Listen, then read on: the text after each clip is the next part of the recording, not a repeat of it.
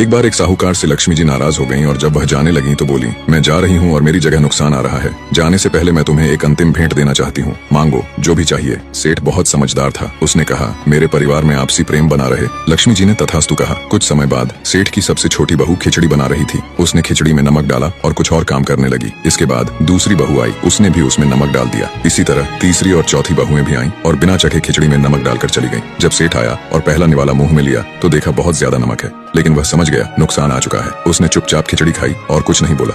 इसके बाद बड़ा बेटा आया, निवाला मुंह में लिया और पूछा, पिताजी ने खाना खा लिया? क्या कहा उन्होंने? सभी ने उत्तर दिया, हाँ खा लिया, कुछ नहीं बोले। अब लड़के ने सोचा, जब पिताजी ही कुछ नहीं बोले तो मैं भी चुपचाप खा लेता हूँ। इस प्रकार घर के अन्य सदस्य एक एक करके पहले वालों के बारे में पूछते और चुपचाप खाना खाकर चले गए। रात को नुकसान सेठ के सामने हाथ जोड़कर कहने लगा, मैं जा रहा हूँ। सेठ ने पूछा, क्यों? तो नुकसान ने कहा, 1 किलो नमक तो खा गए, फिर भी झगड़ा नहीं हुआ। मेरा यहाँ कोई काम नहीं। जिस घर में आपसी प्रेम हो वहाँ सदा सुख शांति होती है।